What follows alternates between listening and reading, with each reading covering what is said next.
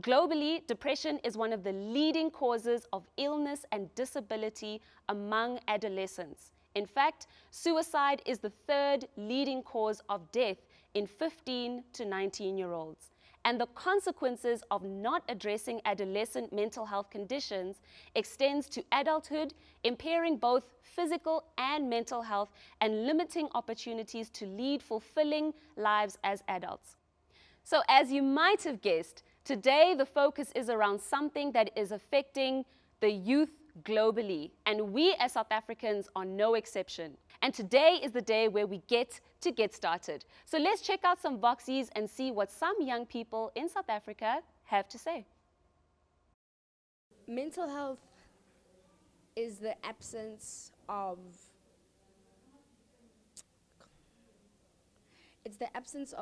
working on yourself.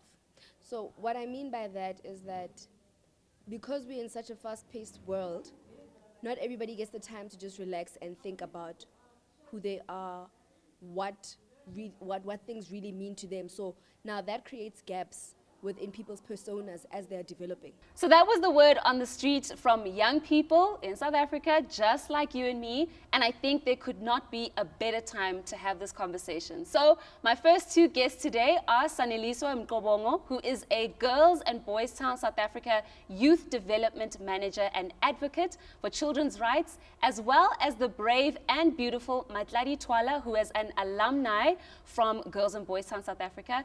To the both of you, Matladi and Saneliswa, thank you so much for being part of a groundbreaking conversation in the country.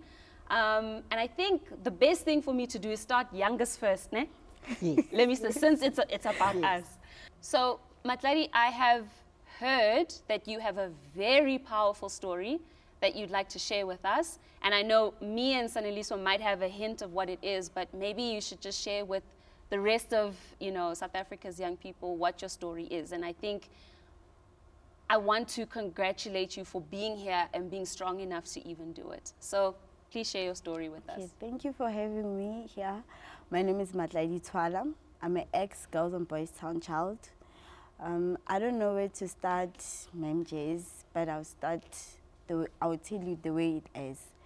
Okay, I lost my parents. I lost my father when I was 1 year old, when I gave birth. I'm not quite sure. And then I lost my mom I lost my mom in 2005. After my mom died, I stayed with my sister, which I stayed with her 5 years. Through that 5 years, it was never nice. The first year, it was okay, but the second year, she started abusing me, hitting me, telling me that I'm stupid, I will never make it in life. And then she took me to social workers. After that, I decided I craft a plan to run away. Yeah. So I called my friends. After calling my friends, I told them to come and help me to clean. But when they arrived, they say, no, Ntlu is school, so why Tanzari clean? Guys, this is a time where enough is enough. I don't know where I'm going to go. And after that, she came.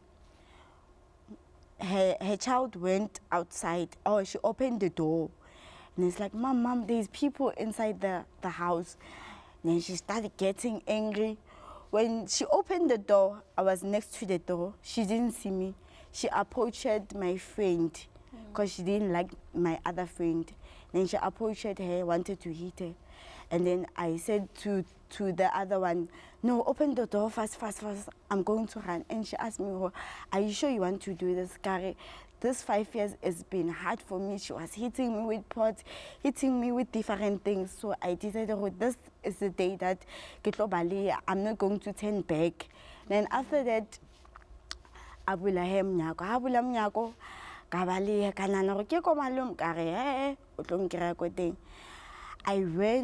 and then I met this guy asking me, where are you going? I am going to my aunt. Where are you from? I lied.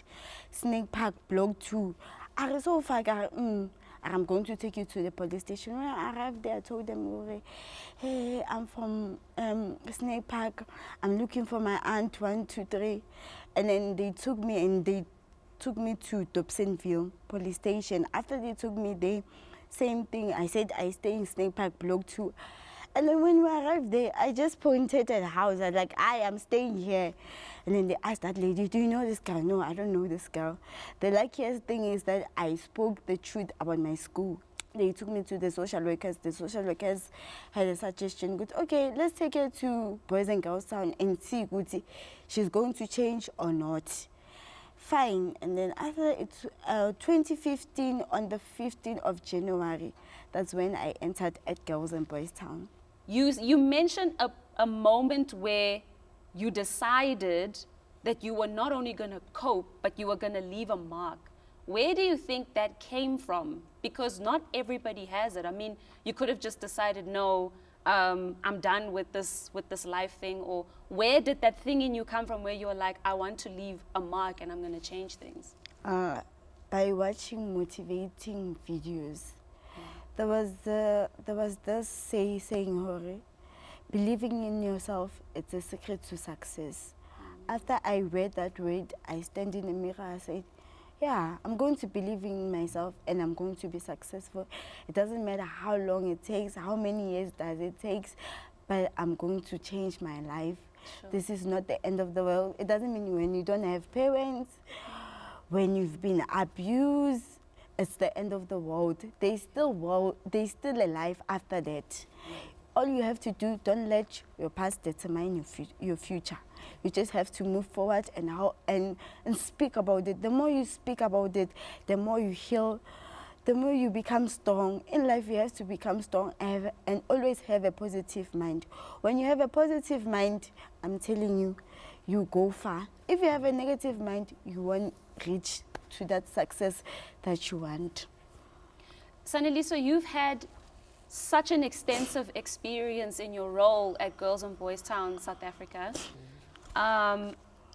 When it comes to, Matladi's story, what impact in your experience do you think that her experiences have had on her over all of the years before she got to Girls and Boys Town? So Jessica, and we see this quite a lot at Girls and Boys Town.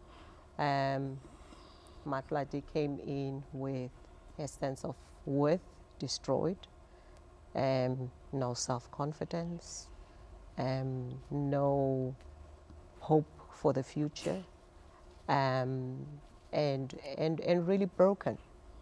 And so we have to recognize that, first of all, and we have to ensure that the measures that we put in place keep her safe, keep her protected, so that she can rebuild herself. She can rebuild the life and the kind of life that she wants to live tomorrow. Time is running, and I wish that we had ample of it, but we're going to get into some of those other issues, I think, a little bit more within the show. So we will be back after the break, and we will unpack more about mental health, especially where it relates to social media. So don't move a muscle.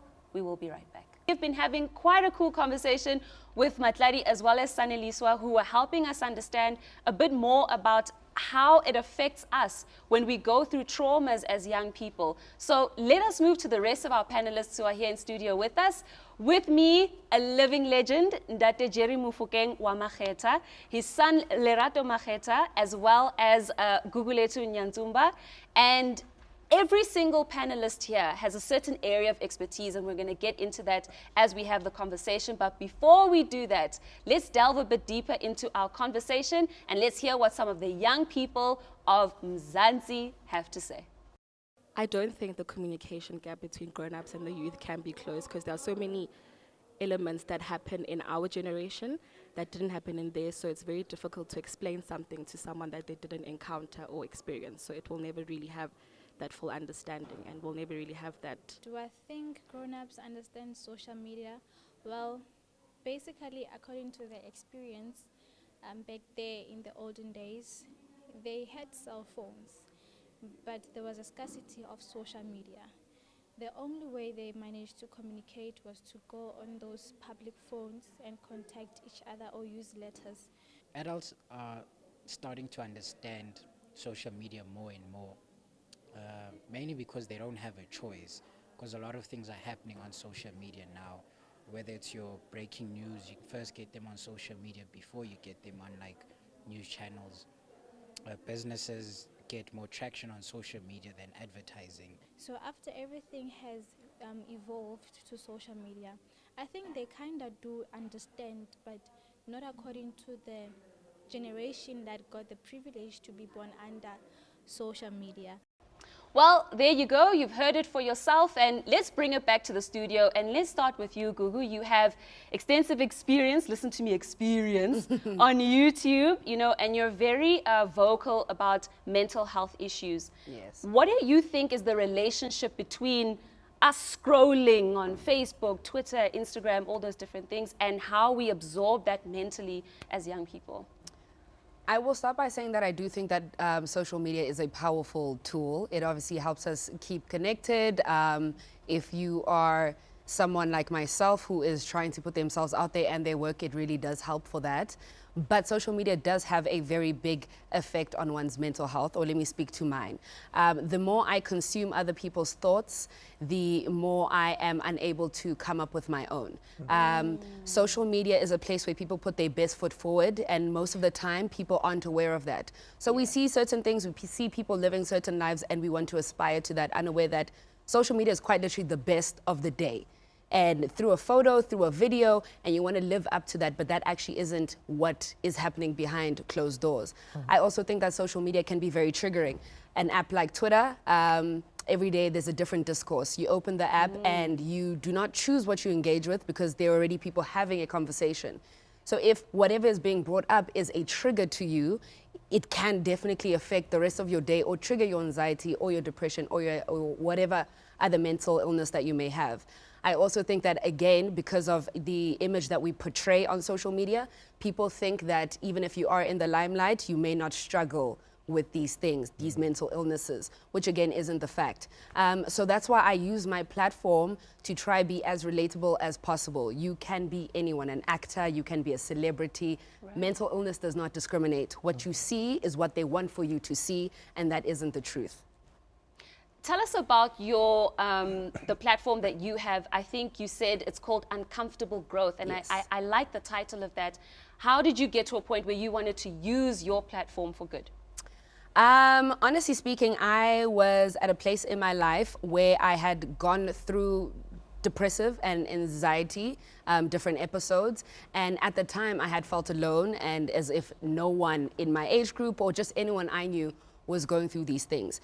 So I came up with the name because growth is quite literally uncomfortable. And when I came to terms with what it was that I was dealing with, I felt a need to have a platform where we speak about these things openly. It's not always easy for me. My journey is a journey that I'm still on. I don't personally believe in healing from mental illness. I think it's about learning how to manage it, learning what your triggers are, and so forth. So yeah, Uncomfortable Growth speaks to me as a person and my journey. It's forever ongoing. Yeah. I'm learning as I go, and that's why I engage in conversations like these. How do our parents then teach us about, in this age, how to handle our mental health? As parents, how do you, what's the right way to go about it, knowing that everything that we need to learn, we're probably going to learn on Google. We'll probably learn about mental health on Google, but what is that special thing that parents can impart to their kids, teenagers, or even older than that, about mental health?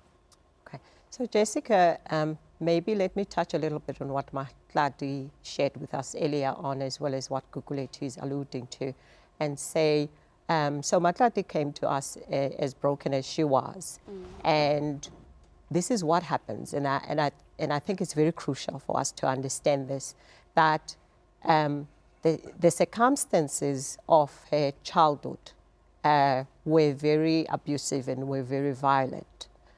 Now, what then happened was that Matladi acted out what that situation and those circumstances taught her. Okay, so she won't come home on time. She was mixing with the wrong groups, bunking school, and all kinds of things. I mean, we've got a long list of them. And what we've kind of discovered in the work that we do is that society is very impatient and intolerant of what it creates. Now they look at this child who's bunking school, who's not listening to them when they talk to them, and they say, well, she deserves it. Look at what she's doing. And that is the excuse that the alleged perpetrator or would-be perpetrator is using to continue to do what they do. All right? Because they always need a reason for them to abuse and to violate and to exploit. And they will find those reasons in the smallest actions that that young person is doing. So coming back to your question, I think the times have changed. A lot is different from the time I was a young person. Yeah. But I think in terms of development of children, we remain more or less the same. So I would say to a parent out there, trust that the lessons that you have taught your child are strong enough to carry them through life. The skills that they've picked up, that you've instilled, the values and the principles that you've instilled in them will carry them through life. And, you know, speaking of the relationship between, you know, a parent and a child, it's really great that we have, you know, both of you with us. Ndate Jerry and Lerato, what is your relationship like relative to the age that we live in? I know in a household there can be so many different ways of communicating, so many different ways of processing information, debating, sharing, and all of that. Tell us about, you know, the kind of relationship that you both have and where there might sometimes feel like there is a generational gap, and how do you resolve those? Our relationship is great. Our relationship is amazing. It has gone through different stages. And there was definitely a time when we had lost each other, and we're certainly in a time where we found each other. The other day, my father took me out for lunch, and we were talking about success and the currency of success. Yeah. And, you know, I was speaking about work. You know, I brought everything down to work, and then he said, allow me to say investment. And this is what we've done in our relationship. We just believe that everything that has got to do with our relationship, we have to be intentional about investing in. I run a music academy for children. And I went around the room and I said, by a show of hands, how many of you are on Facebook? And not one of them put their hands up. And I said, wow, that's interesting. Okay. So these are ages from 13 to 19. Not one of them put their hands up. Oh. I said, how many of you are on Instagram? I thought, surely at least half the room. 2 of them put their hands up. This is a room of 20 kids, right? 2 of them put their hands up. I said, all right, Twitter? And 1 of them put their hands up. Wow. And I said, okay, that's interesting. Let's carry on with the class. A girl in the corner said to me, Coach, you haven't asked how many of us are on TikTok. Wow. And I said, okay, how many of you are on TikTok? And the whole room put their hands up. What? Right? This was fascinating to me, because then in that moment I realized that I have got neither capacity, interest, or anything with regards to TikTok. However, if I want to be able to reach these kids, I'm going to need to meet them at their point of need where I'll be able to speak to them. So that means that I would then have to invest in putting time in on TikTok so that I can speak to them in their language. And that's what we've done with our relationship. I think my father has gone out of his way to really sit down with me, understand my quirks, where I'm at, and I've done the same with him. What has helped me, honestly, is I'm a father. When I became a father, I started to understand him a lot, you know, you know, and then we definitely grew closer together. And I think that's what it's about. Anybody that's dealing with any kind of mental illness, the common denominator that I found is people just want to be heard and understood. It's like a lot of people feel like they're alone in their struggle. And what has helped our relationship is he doesn't feel alone, I don't feel alone. We found our commonality, and our relationship is great as a result. Ndate Jerry, before you also, you know, continue on his point, your generation, we look to your generation with so much respect, and sometimes at times there are things that we want to say, but we're not really sure how to say it. There are things that your generation might want to say to us that we might not understand.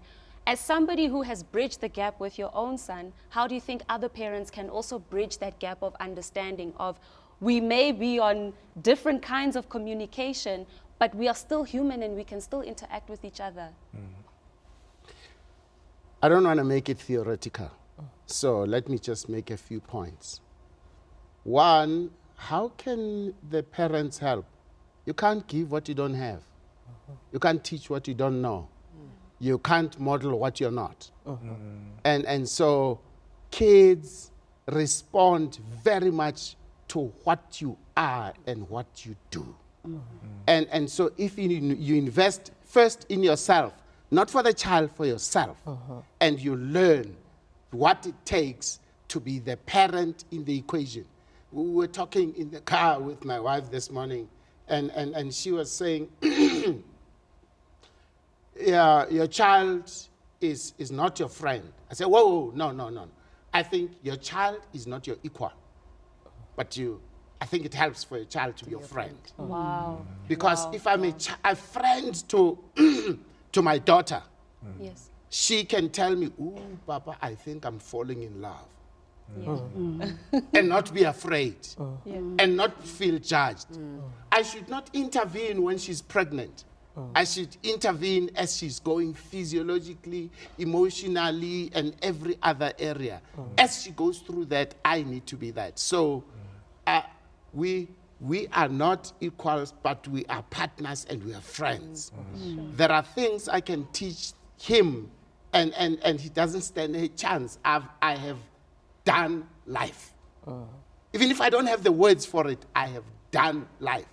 But on the other hand, he can teach me about what's going on now, like his class taught him about TikTok. And so from having discussions with my kids, today I know what gaslighting is. I would not have gotten it from anywhere, any book or Instagram or whatever. I learned it from my kids because I've made myself vulnerable to learn from them and to be wrong from time to time and admit that I was wrong. So as a parent, from time to time, I am the facilitator of the journey that we go through. I don't know it all and I don't have it all, but I hope parents can understand what you model goes a long way. That's your legacy. And you might not leave them with millions, but you've left them with yourself and the values and the integrity that will stand them in good stead, whatever area, whatever field they find themselves in. And so it's a partnership, it's a friendship. We're not equal. I must not be afraid of him.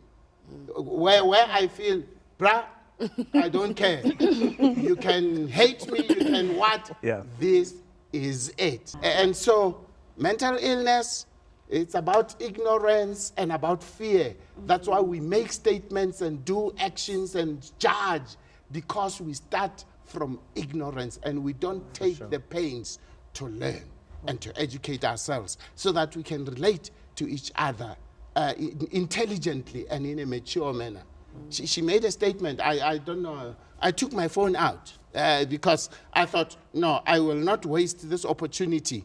She said something that society is intolerant of what it creates. I learned something today. Yeah. Society is intolerant of what it creates. We create it. And then we're intolerant of it. Let me stop there. Sure. Ndate Jerry is right. We do have a little bit more time. I feel like we could let credits roll because you've just imparted so much wisdom here. But, well, there you have it. We as society need to bring the conversation about mental health to the forefront, and more on this when we come back. Please do not go anywhere. This is the Girls and Boys Town South Africa Youth Month Special. Sanliswe, I'm going to come to you on this question. When words like depression, bipolar, anxiety, when those words come up among, and within society, what are some of the misconceptions about that, especially related to how you can solve those problems? Because I feel like even in 2021, there's still a stigma surrounding those words. So what are some of the misconceptions around that? Well, I think that Jerry did allude to it in his response, in the sense that A lot of it has to do with the fear. A lot of it has to do with the fact that people don't understand what mental health and mental illness is all about. And there's absolutely nothing to be scared about. So this is the thing. We are physical beings and we are emotional beings. It's okay for us to get TB and flu and coronavirus, but it's not okay for us to be depressed and to be traumatized and to be anxious and panic and all of those things. Why not? This is who we are. We are all of these things put together. And yes, you know, our societies portray this image that we can do everything, we can be everything, and we never get to tire, we never get to question ourselves, we never get to moments where we feel that this is not for me anymore, this is not who I want to be anymore, I cannot deal with this, this is too much for me. When you started, you spoke about how, you know, there are different elements to our humanity. And as much as we are physical beings, you know, we have, you know, we also have a spiritual entity as well. We do. But do you think that the church, in its approach to what it does, because it does play an important role in society, but do you think sometimes there might be moments where it might misunderstand or misrepresent mental health issues, or do they get it right all the time? From my experience in church, they don't speak about it, and I think that's the problem. Yeah. So from me learning about what mental health and mental illness was in my own capacity in varsity, like past high school. So I never got to explore that at church, and I think that's why maybe I would have felt some type of way about speaking up against it, because it wasn't being spoken about around me. And I mean, you go to church, you're taught to pray certain things away, and I think that I took that narrative, not that I was told, but because it wasn't spoken about, and I was taught that when you are faced with a problem, you pray about it and it goes away. So I would pray about the feelings that I had and my mental state, and I mean, it wouldn't go away for obvious reasons, because it needs more than that. So I can't say that the church has put like the narrative, I can't say that church has put out a bad view of mental health. I just feel like they don't speak on it at all or enough, and that's where the negative connotations can come in, because who am I to speak on something that's not being spoken about openly at church as is? And I feel like church is a place where they often speak about sin, and they speak about so many other things except for mental health.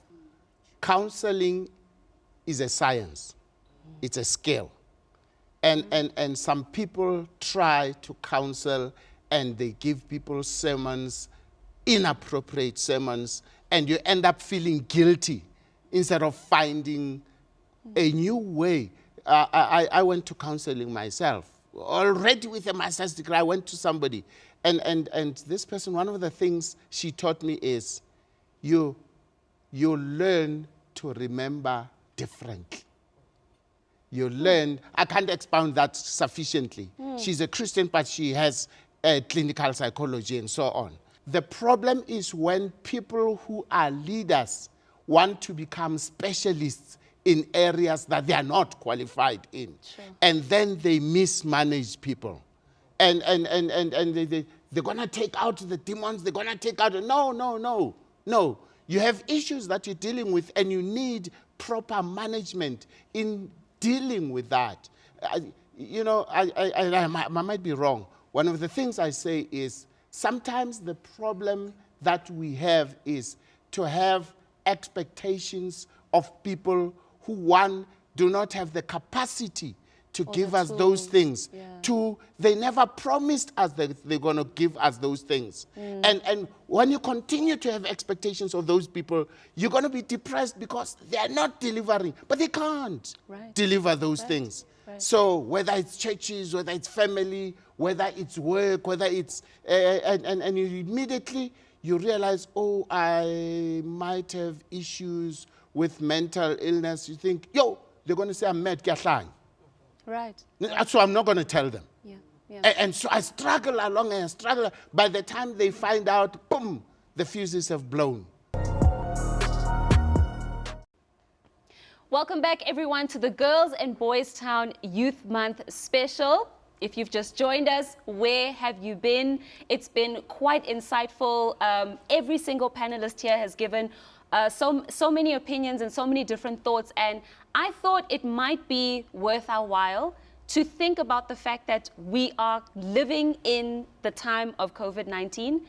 I mean, it happens once every 100 years that a pandemic will hit the world, and there have been so many different, I almost said symptoms, but there have been different kinds of aftermath through what we've gone through. And it's, I think, worth saying that it has been traumatic to have our lives come to a standstill and to have so many different repercussions. So I'll open the floor to all of us. As young people, what have been the different impacts that you felt in your life?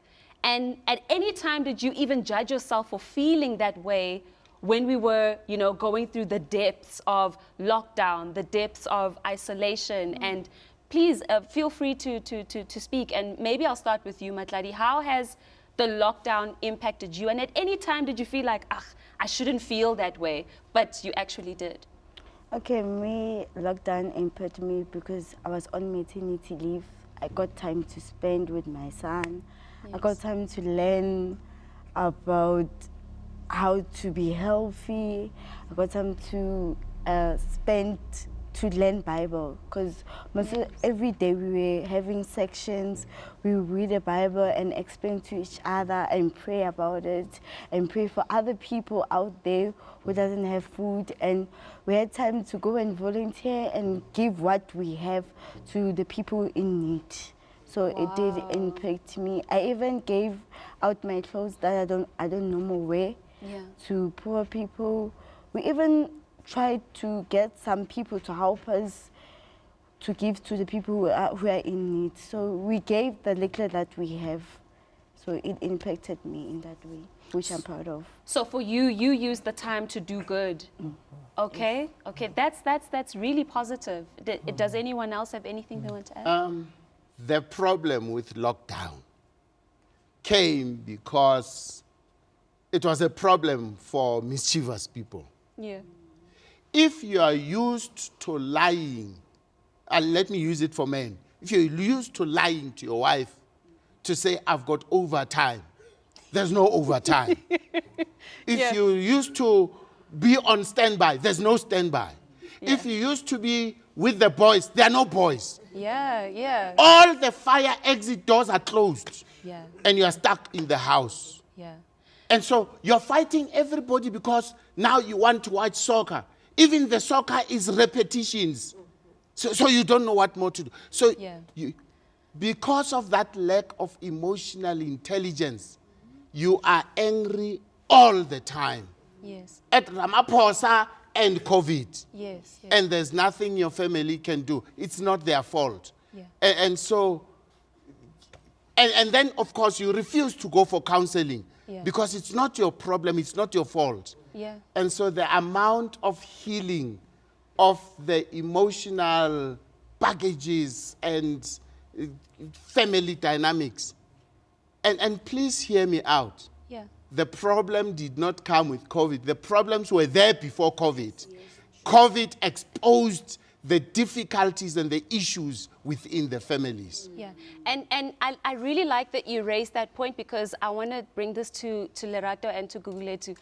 Do you think as young people, we figured out that formula that when we're not feeling okay, we want to escape somehow? And sometimes our escapes are positive, and sometimes our escapes, as Ndate Jerry was saying, are negative.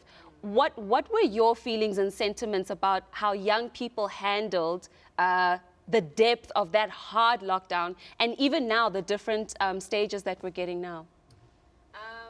My time during lockdown was spent unpacking, because as Ndate Jerry had said, the problems that had existed before were there before COVID. But because I no longer had school, I could not go out, social media, I wasn't on it as much. I was just limited. I had more time with myself and with my thoughts. And having that been the case, there were certain things that started to surface. So how it affected me mentally is that I was leaning to be more anxious and have more depressive episodes, because I was now only dealing with certain things that I had gone through before. I had nothing else to distract me. So I do think that it was a very confrontational time for me. I had to deal with a lot of stuff that I had brushed underneath the carpet or thought that I had dealt with, which I hadn't. So I'm grateful for the time now in hindsight, but it was a horrible time in that time, because it really is just you and your thoughts and your family. And if there are issues within the family, that is also going to come up. So just a very confrontational time. Yeah, I'd say there was a lot of self-actualization that happened for most people. And when I look at my peers and I look at my friends, I mean, for myself, it was such an incredible time. It was a time of self-reflection. It was a time of me actually realizing that, reprioritizing and saying, my goodness, I've been putting so much energy into this, but this is not actually who I am. And what I've actually been looking at has been all the noise, but everything was so quiet at that time that I had a moment to actually listen to my own thoughts and my own feelings. And I think that happened to a lot of people. Now, for me, I mean, I guess I felt like I had great thoughts, right? And I had great feelings. And it was a good time for me. But when I look at some of my peers and some of the things they were posting online and saying, guys, you know what, I'm not doing well, I'm struggling right now, you know, and it was also a time for me to actually realize that, gosh, I actually need to be a part of this conversation. Why? Because for as long as it didn't affect me, it wasn't my problem, right? For as long as somebody close to me wasn't expressing that they were actually dealing with something, then it was so far removed from me. But now there were so many people starting to speak, starting to vocalize and say, listen, guys, I'm not doing well, I'm not coping, right? And then it then put that mandate on me to say, okay, Lerato, you need to do better. You need to learn more. You need to read about this. You need to know more that people are actually dealing with mental issues. You might not be dealing with it. Well, I mean, I don't know. I don't know yet, but you know, you might not have the short end of the stick, but there are people in your life that are actually dealing with these issues. And I think for us, one incredible point that we are noting at the moment is self-reflection, self-awareness. Are you tracking your thoughts? Are you able to be honest with yourself? That's the power of this conversation. And I hope you'll be joining us for our last segment when we come back. We'll be back. Can I say this before you run away? Yes. Am I allowed? I literally froze right there, yes. Time is a commodity that you can never buy. But time was punishing us when we had lockdown. And that is part of the issue. 2, COVID might have been punishing you with the viruses in the body, but it punished us more in our minds. That's all I wanted to say. On that note, we'll be back after this. Please don't go anywhere. We are coming back in a moment with more insights on mental health issues. We'll be right back.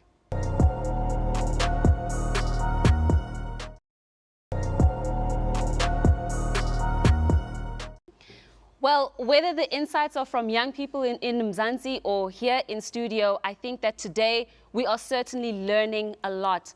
And Saneliso, I want to come to you on this one. Before the break, we were talking about how the pandemic and sitting with ourselves had an impact, whether positive or negative, on people's state of mind. So as we're not out of it yet, whether we're in a level 3 or a level 5 or a level 1, how would you say is the best way for young people to manage this time where there's a lot of uncertainty, there's a lot of, there's a lot of grief in families, there's a lot of change. You know, some families are losing breadwinners, or people might be losing their jobs. And like you were talking earlier about how a parent or a couple's marriage might affect young people in their teenage years, the pandemic as well is a massive source of a trauma. So how do we deal with that and get through this wanting to still be positive? Okay, so I think it goes back to one of the comments that was made by one of the panelists in terms of us parents being the role models for our children. So our community at Girls and Boys Down, because most of us, the staff, also live on the premises of the center. And what we've managed to do during the first very intense lockdown was that we lived as a community. And we educated each other as a community. So whatever was happening, it was happening to all of us. Because we realized that our children were really worried. They were very anxious about what's happening out there, what's going to happen to their families, what's going to happen to them, what's going to happen to us that are looking after them. So there were a lot of anxiety. There was a lot of depression that we saw. So that's how we tackled it. And out of that came creativity, came ideas, came, I mean, you know, to occupy yourself from 8 o'clock in the morning until you go to bed is hectic. Yeah. But I promise you, they find ways to do it. And they taught us quite a lot in terms of keeping them occupied and active and entertained and satisfied and all of that. So that's important. So as the parents and as the role models, it's okay for your children to feel anxious. It's okay for your children not to know from one moment to the next what's going to happen. It's okay for them to fear that COVID is going to affect them. It's going to affect you as their parent, is going to take something away from them. Have the conversation and make sure that you have the facts also up around the disease, because that's crucial. There's a lot of information out there, and some of it is really not true. So give them the right information, talk to them about how they feel and what they need, and allow them to come with ways that they can keep themselves active and occupied and energized. Matladi, if there's one thing that you want any young person who's watching the show today to get from what we've been talking about, what would you want that to be? Speak out. That's the most important thing. Whatever is hurting you, just speak out. Just find somebody that you trust, or take a book, write about it, and look at yourself in the mirror. I'm not a victim of rape. I'm not a victim of emotional abuse. I'm not a victim of physical abuse. I am beautiful, I am bold, I am talented, and I can still make it in life.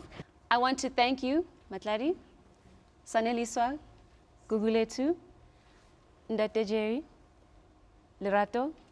I want to thank each of you for your time today. It has been, I keep saying it's been insightful, but someone is watching and saying, you know what, I don't feel like what I'm going through alone, or I don't feel misunderstood anymore. So this has been great, and hopefully this platform is going to create the change that we wanted to see. So thank you to each and every one of you. We really appreciate it. Thank you. Thank you. We sometimes go through life taking for granted the gifts that we have been blessed with, and our society needs healing, and it all starts with us as individuals. So let us unlearn old ways to be shining examples of a better tomorrow. The reality is we can only do this together. So let's stop ghosting mental health and start some new trends, a trend of understanding, a trend of listening. So let's go viral with unlearning bad habits and behaviors. For more information about Girls and Boys Town South Africa, head over to www.girlsandboystown.org.za. My name is Jessica Dube, and until we meet again, take care.